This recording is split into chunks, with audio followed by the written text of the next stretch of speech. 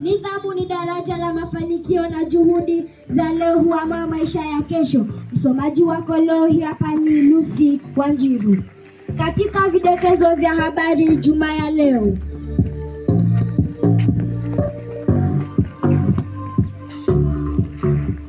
Mtihani wa kwanza wa muhula wa pili wakamilika. Michezo yahairishwa. Ugonjwa wa Ebola wachipuka tena. Tujifunze Kiswahili. Arsenal yaibuka kuwa bingwa.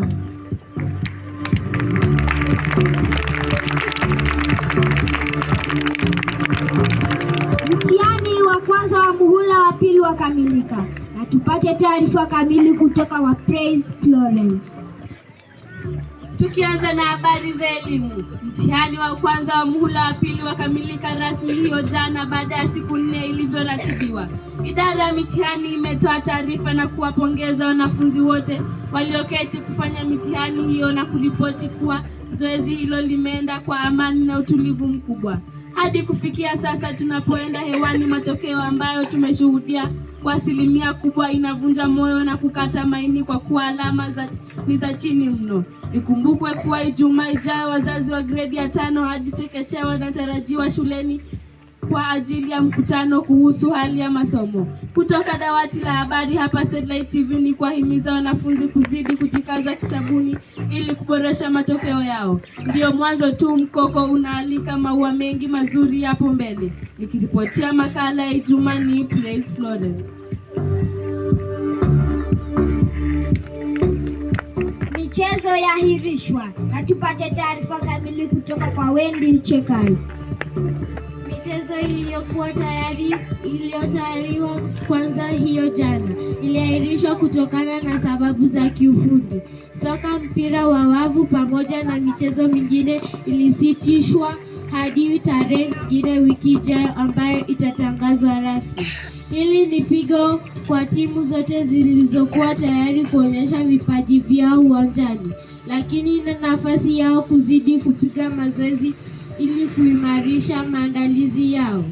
Mashabiki wameombwa kuwa wavumilivu na kutarajia michezo ya kufana zaidi. Timu yetu hapa Satellite, kulingana na nahodha yao, wa maandalizi wamefika kileleni. Wikendi hii wanaandaa michezo wa kiurafiki pamoja na shule jirani hapa. Kila kwa heri Team Satellite, tufanye zaidi ya mwaka uliopita. The sky is the limit. Siku zote kutoka hapo uwanjani ni Wendy.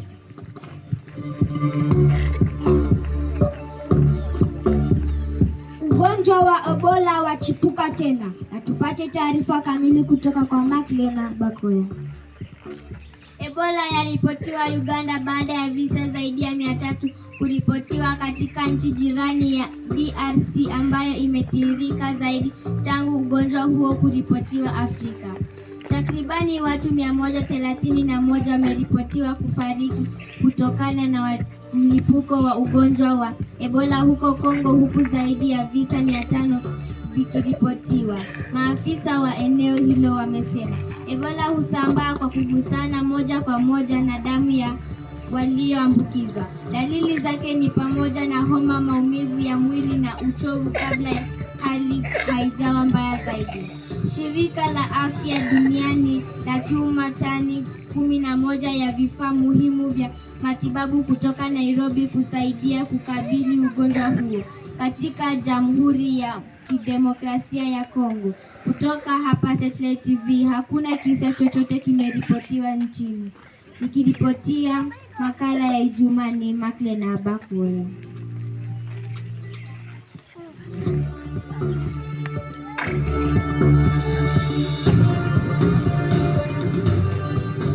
Tujifunze Kiswahili na tupate kutoka kwa Lucy Wamboi. Tujifunze Kiswahili Jumaa ya leo. Nitakupa tafsiri ya maneno yafuatayo. Wi-Fi kwa lugha sanifu ni mtandao pevu. CCTV nayo ni kamera ya angalizi. Na katika msamiati wa uwanjani, viatu vya kucheza vinaitwa daluga, maarufu boots, na zile soksi za mpira zinaitwa nyonginyo.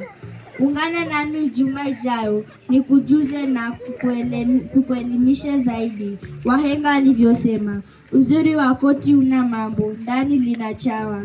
Nikiripotia makala ya Ijumaa, ni Lucy Wamboi.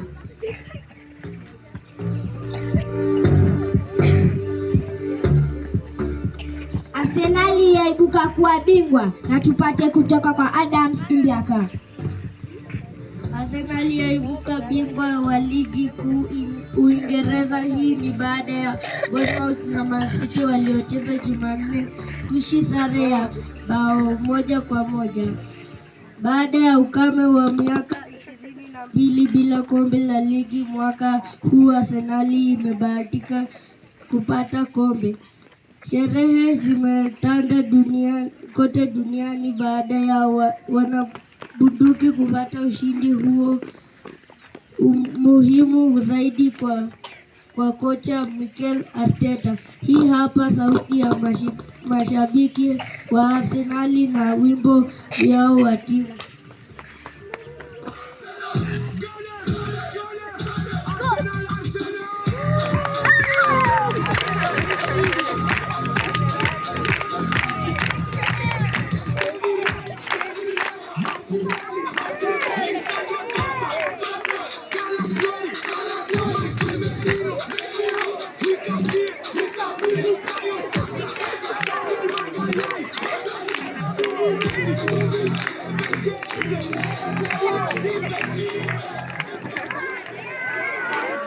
Ligi kuu ya Uingereza inakamilika wikendi hii, huku ligi ya mabingwa ikitarajiwa Mei 30 huko Budapest, Arsenal wakicheza na PSG wa Ufaransa.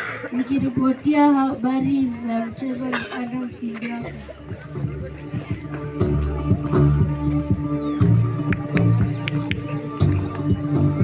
Asante sana na kushukuru kwa wote waliofanikisha habari zetu.